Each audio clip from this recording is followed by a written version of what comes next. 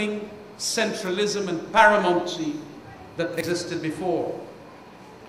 And we had a simple ambition. I want to tell you that.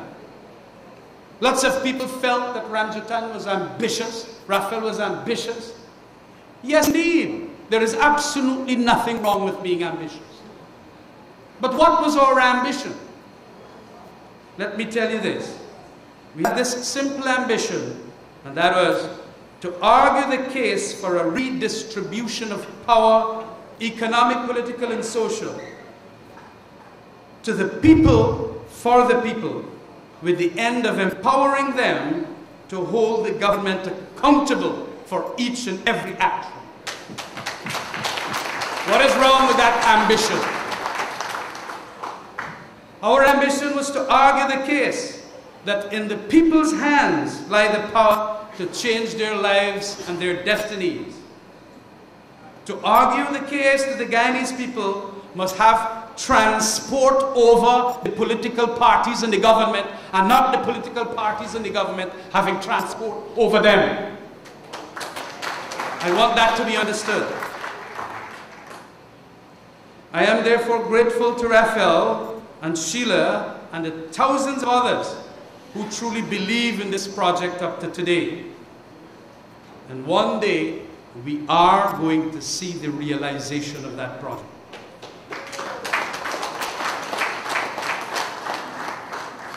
Our march towards realizing that must mean that in this upcoming elections of 2011, that we indeed are going to be successful. Let us be clear, as I indicated, it would not be an easy road to achieve this. But as I indicated, with your help, that can be done. I stand here today with my colleagues as testament to the call made by you to political reform for this country. Our people have witnessed their civil liberties trampled upon. As a lawyer, every day in the courts, I see that happening. Our people have witnessed special interest groups taking advantage of the masses since independence. From the days of the Kabaka with his House of Israel posse, we got now the champion and he Pradoville posse.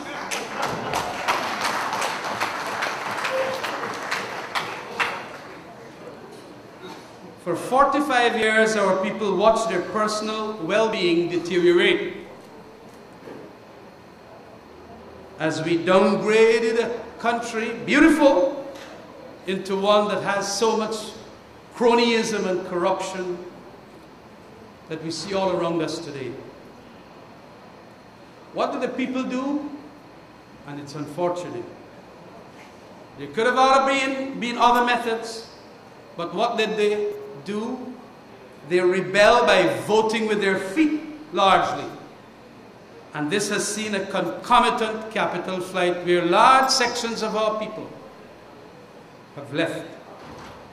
Today we have more Guyanese out of the country than in. And I don't wish to emphasize that point. You have felt it.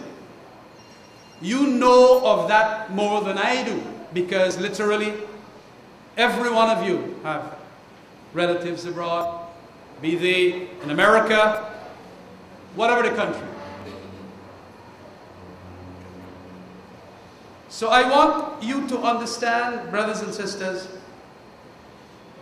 that this launch that we have here for the 2011 elections campaign will have to be a launch that is going to consider so many things, all in a grand scheme, so that we can execute, we can charge up our supporters and execute in those plans so that we can get the votes that we want. Our reaction then, today, is to ensure that this journey, this fight that we have, is going to be a successful one. The success is commencing today. And that is why I want the Rupnarayan ambassadors from Bath Settlement, Euclid from Rosignol, the Mahes and Cordis and Francis from Essequibo, even Auntie Delary at 47 Village, Michelle from Linden, Hercules from Sisters, Atkinson and D'Souza from the hinterland, and all the thousands more. Please, I plead with you, ensure that we do this thing united so that we can make 2011 that year that we're going to have fundamental changes in this country.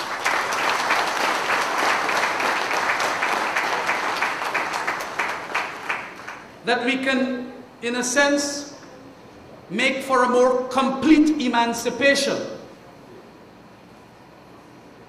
a more genuine liberation, and for a fuller happiness for this green, great land. I don't have to repeat what Sis mentioned, and it's in part the action plan. We intend, of course, to put more monies in your pockets by reducing the VAT. Sis has mentioned all in relation to how we're going to do that. Our technical experts have indicated that it can be done. We have also indicated that we are going to do a couple of things for businesses that are going to front-end the incentives. There are some governments, and this Jagdeo government, that seem to want to back-end the incentives for entrepreneurs.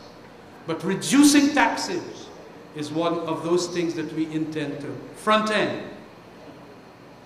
We mean business and getting the private sector into the investing mode once again, to be the engine driving that economic growth we want.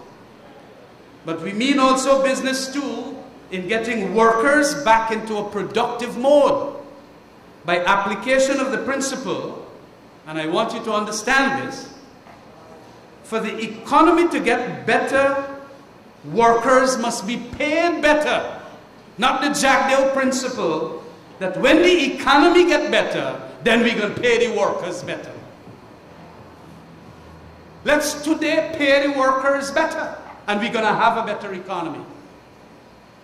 So what they are talking about, their philosophy as to how we're going to move this country, we got to put that thing and upturn it and put it back in the right perspective. Brothers and sisters, we feel that we must cut corruption. This thing has been eating and consuming the economy of this country to the extent, as the World Bank officials, having done a study here in 2007, to the extent that every contract in this country, 15% goes towards bribery. Could you imagine that? So it's a $100 million contract to make a school, 15 million gone into bribery. What that means to is that that contractor is going to want to make a profit, and in the process of making that profit, knowing that he has to give the big boys 15% of the $100 million, he's going to do a substandard school. Think of it. He got to make back the money. So he give 15% away, as the World Bank officials found out. And now what he will do is to provide the wood that is not going to be properly cured and properly kiln dried. He's going to do all manner of things to make back that which he has to give as bribes. And we end up with a school that could collapse within 10, 12 years. We know of this too because of very many of the international institutions indicating as much. Heritage Foundation, Transparency International, telling us about all of these. But the significant restrictions on foreign investment and local investments also have to do largely with a weak rule of law, a very slothful legal system.